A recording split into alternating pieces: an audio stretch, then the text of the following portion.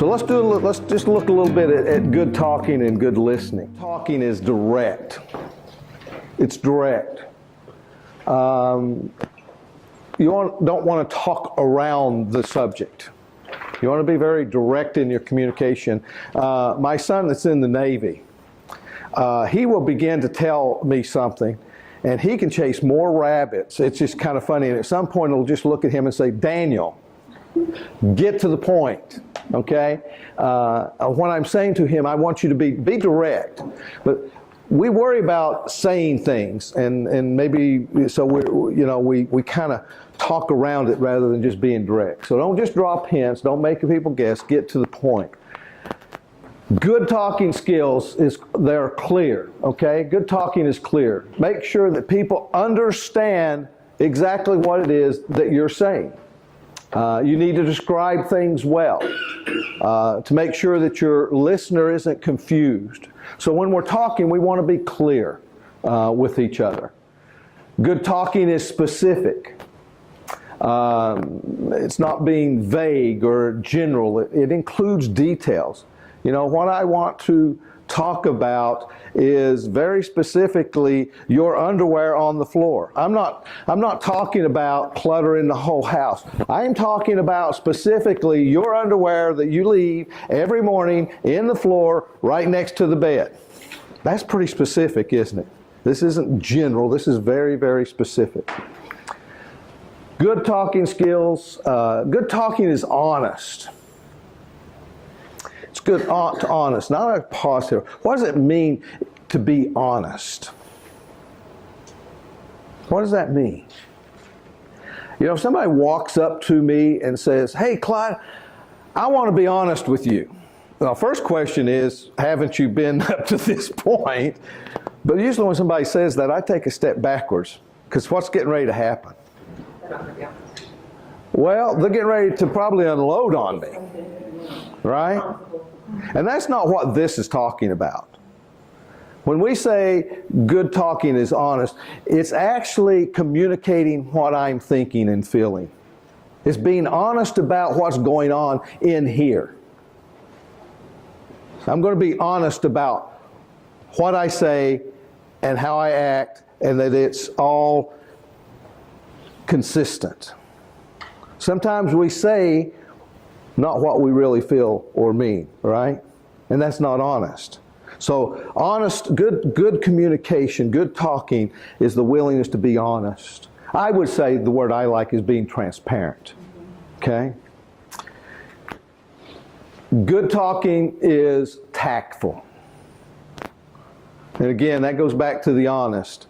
You know, well, I'm just going to be brutally honest. There's no value in that. You can be honest and still be tactful. Okay? This is being kind to. You love this person you're with. You're not wanting to hurt them. You don't want to say things that hurt unnecessarily, because words do hurt, don't they? So we want to be tactful in how we say it. Listening is active. What does that mean, active? How can you tell if someone is actively listening? They're not on their phone. Well, that's a good sign right there, isn't it? Yeah. It's doing your best to really understand and even help the person who's talking, right? Active listening is even helping the person to be heard and to communicate. And then we have good listening is attentive.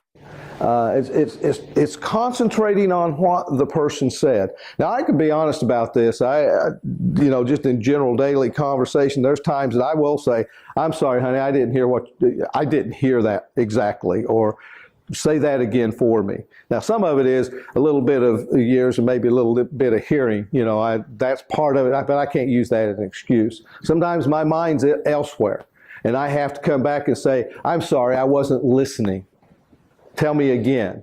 So it's really being attentive is listening, and the one thing we do in communication is what? When someone's talking, especially couples, when one person's talking about an issue, what are we doing? Forming our answer. Yeah, forming our answer, getting our attack, you know. Am I going to be on the defensive here, or am I taking the offensive here? We're already thinking ahead. And good listening is not doing that. It's not trying to think ahead. It's really trying to hear exactly what it is that my partner's saying to me in the moment. So, and then good listening is open. Open means listening, giving the other person the freedom to speak. For me to be open means that I'm really willing to hear what that other person has to say. Sometimes we don't really want to hear what our partner has to say, do we? Either we maybe don't agree, or we find it hurtful, or maybe it's just something we need to be honest with about ourselves. Okay? I think some of the hardest part of communication is really, truly being open to hearing what the other person has to say. You can decide whether you agree with what they said. This is very important, hugely important. Just because I listen to you and I'm attentive to you and I hear what you're saying does not mean I agree with you. And people get that confused. If I listen means no. I can listen very intently. You can say everything you need to say, and I can be active and listening and not interrupting, and then not agree with what you're saying. Okay? So listening does not equate agreeing. Another important piece. Okay? Good listening is respectful. Do you ever interrupt each other? Ever talk over each other? You know, Denise and I will do that occasionally. You know, we have to kind of slow things down and say, well, okay, I'm listening. When does that happen? When do we tend to do what I would call disrespectful listening when we're talking over? When does that happen? Disagree. When you disagree, when the emotions, right, or there's something that you're passionate about and the other person's passionate about, and we're trying to all get to our point at the same time, okay? And we really don't get anywhere. So good, it's respectful. It's letting the other person finish what they're saying, so that they are feeling heard. And then it's careful. To be a good listener, you need to ask the speaker right away if there's something that you didn't understand. You know, I'm sorry, I didn't get that, or I didn't understand that, or is this what you mean? You know, be careful. Being careful to hear exactly what it is that your partner is communicating. So, we're going to talk about empathic listening. So as we begin to do these exercises, and you can get really, really familiar with this particular exercise, the listener's job is to try to understand and show caring for the speaker's feeling. The listener will repeat back what the speaker said. Okay? Your role when we're using this tool, we're getting ready to introduce what we call the talking tips. One person is going to be the speaker, and the other person's job is to do what? Simply listen. Simply listen, and then try to repeat back what the person has said. It doesn't have to be verbatim, but it needs to be close enough that the person who's speaking says, yes, thank you, that's what I was communicating. Okay, and we'll practice this in a minute. So, if you're the speaker, use short sentences your partner can easily repeat. It's a little difficult, you know, some people talk in paragraphs, not in sentences. It's a little hard to say, okay, here's what I want, and you give this big long, and the person's already lost, right? So you're going to be talking in very brief sentences, okay? So your partner can repeat. As the listener, you repeat back what you think you heard said without, this is important, exaggerating, adding comments, distorting, or giving advice. Not that any of you would ever do that, okay? That's probably one of my weaknesses through the years. You know, my wife says something, and all of a sudden, I'm already trying to fix it, right? Or I'm trying to add to it, or I exaggerate. So, listening, repeating back what you heard. This is a true story. I had a couple I was working with. They had not done the pairs. They were a pretty acute situation. They were in my office. And the week before, I had taught them the talking tips as a way, hopefully they would just take that one tool home and start working on it. Next week, they come in the office. And you could tell they were at it. And I said, well, let's use the talking tips. You guys open to that? Sure. I got them in their leveling position. They're sitting there, and I'm sitting here next to them, coaching them. And so she had the issue, and she said, very brief, one issue. And she went, dot, dot, dot, dot, very clear, 1 or 2 sentences. I said, can you repeat that? And he went, and I looked over and I thought, he's just messing with her, right? I said, is that what you said? And she says, no. I said, say it again. Says the exact same thing again, 1 or 2 sentences. What? Can you repeat that? And I'm sitting there going, what? You know, now I'm starting to think that this guy's got a deficit, right? She had to repeat her issue 5 times before this gentleman could say it back without all the exaggeration, without adding all of his stuff into it. 5 times before he could repeat it as she said it. True story. Now, what that helped me as a therapist to understand, I understood now why she lived on one floor and he lived on the other. That got become very clear to me in the moment. But they had so much going on, and pain and hurt and disagreement, that they literally could not sit and hear each other. Okay? Take time to repeat back exactly what your partner said. Okay? It takes work. You have to really listen. Make sure you have enough time to give undivided attention. So this particular exercise, the talking tips, this is a 10 to 15 minute exercise. So you always want to make sure you have time to do this exercise and to complete it. Validate the speaker to help the speaker feel understood. Again, not to agree, not to comment, not to judge, not to try to fix. As a listener, all you are doing is evaluate or validating what your partner's saying. It feels good to be heard, doesn't it? In fact, I will say that one of the greatest wounds we experience in life is feeling misunderstood. You ever felt misunderstood? Absolutely. It's painful, isn't it? Yes. Okay? So when I hear you and I understand and I can repeat that back to you, that's a gift, isn't it? I'm giving you a gift of listening. So that's what we're doing as a speaker. We don't comment, we don't judge, we don't fix, we don't get into a discussion. We simply repeat back. Listening is a gift. Use nonverbal cues such as nodding your head, making eye contact to show that you're listening and understanding. Okay?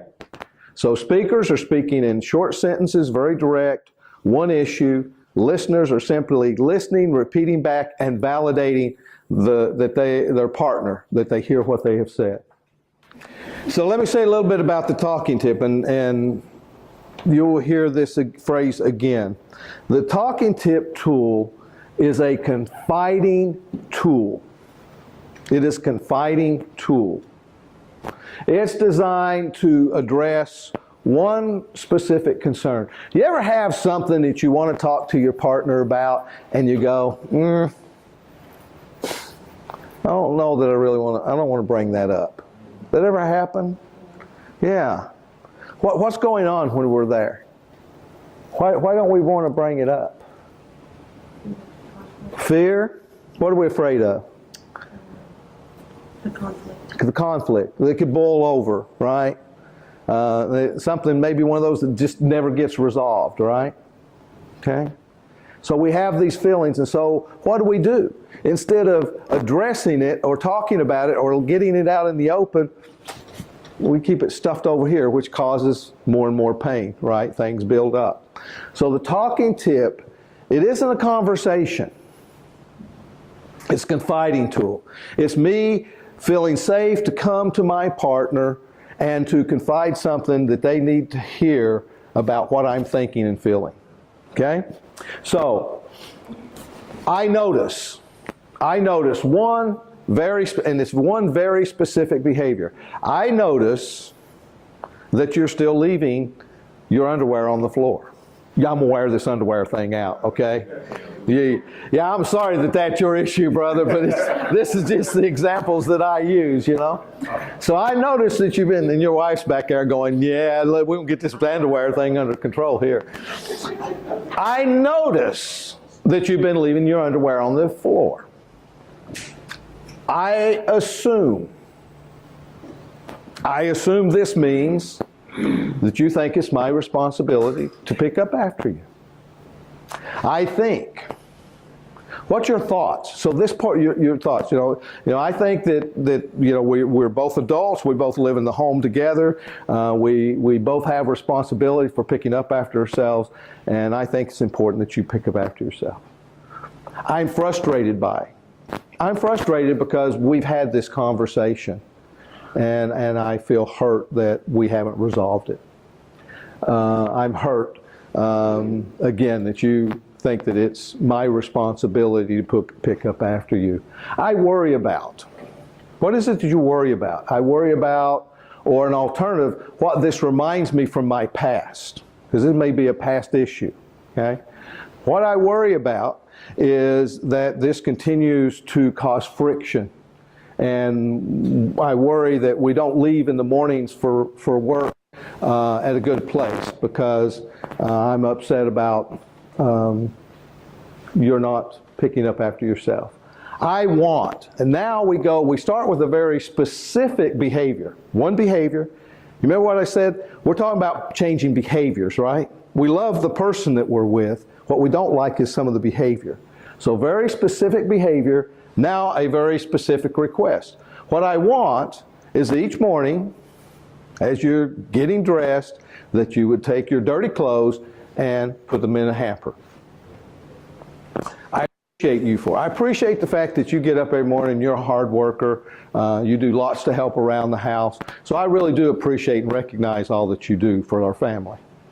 I realize that you're busy in the morning and trying to get to work and work on time, and so I appreciate that.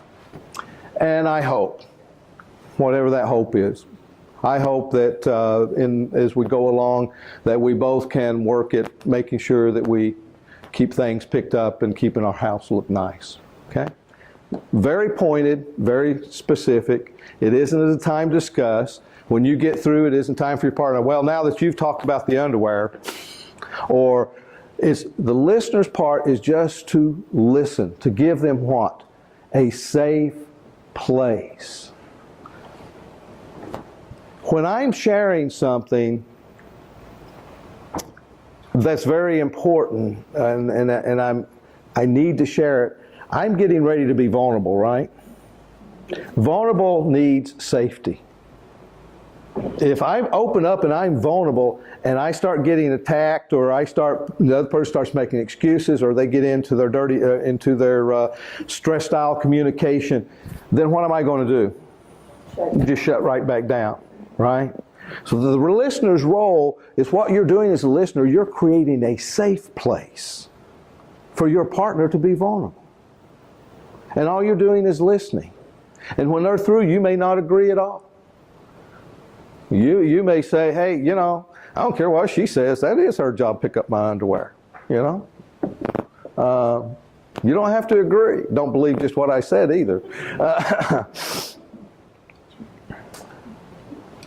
Listening does not mean agreeing. It means giving our partner safe space to say what they need to say, to share what they're thinking, to share their frustrations and their feelings, and to ask for a very specific change of behavior.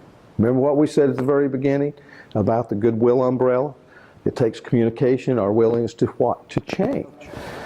And as you practice this, I also say this to you this morning as you're practicing this as a couple for the first time.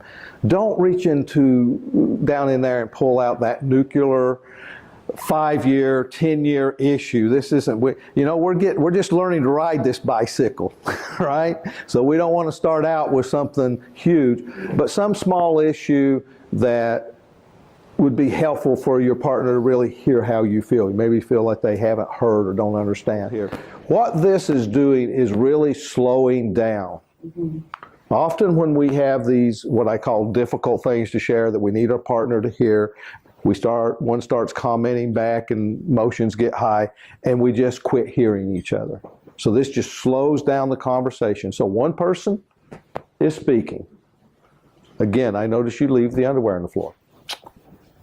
You notice I'm leaving my underwear in the floor. The person says, thank you. They're thanking the other person for what? For listening, for being heard. And you just move back and forth like that, without comment, without just one's listening and the other one is the speaker. Again, be sure that you're using very short sentences, one specific behavior. It's not, I know you leave your underwear on the floor and toothpaste and towels, and now you're on 2 or 3 different. You're being very specific. This very specific behavior, this is what I'm addressing, this is how it makes me feel, this is my very specific request. Let me say this at this point, we're beginning to assemble a toolbox. Mm-hmm. DTR, I've given you a hammer. Now I'm going to give you a saw. Later I'm going to give you a drill and maybe a level, and you're going to have a complete toolbox so you'll know how to pull what tool. And you give a good example of that. And it's very hard on the front end for couples. I will say this because we're just starting to put pieces together, and you've come with all of this stuff, maybe some stuff you've been dealing with for years. And so it's easy to get there. So really understand, it's like, oh, wait just a minute, that's the false assumption, and you do. That's what we want to do. But this helps us slow it down so we don't go there, and we're so busy defending the false assumption that our partner never feels heard or validated for what they actually hear. This is about validating your partner's feelings and giving them a safe place to be heard. Think about this, guys. What I'm trying to do is not help you resolve anything during this retreat. I am teaching you tools. If I'm going to send you home with a hammer, what do I want to make sure you know how to do? To use it appropriately. You remember the first time you picked up a hammer? How many picked it up about middle ways up the handle to try to use it? It don't work well. It works, but you learn that if you grab it at the bottom, it's a lever. And you have much more. I love those guys that can go ding, ding, boom, right? Amazing carpenters, right? When they first started being carpenters, they weren't able to do that. Okay? I want you to learn the process here. If you get this process down, add in any behavior you want to. Okay? Hard part is you guys come in with a lot of different emotions and behaviors, and it's hard to be able to just listen to your partner. But that's a gift, is to feel heard and understood. Extremely important gift in humanity. Okay? All right, so go ahead. Again, don't take nuclear issues. Take smaller issues. One person will share an issue, talk all the way through. Then the other person will choose an issue. This is a behavior, and they'll talk all the way through. The other person will listen and repeat. Does it make sense? Coaches will be around. If you misunderstand or get off track or whatever, raise your hand. We'll come over and help get you back on track.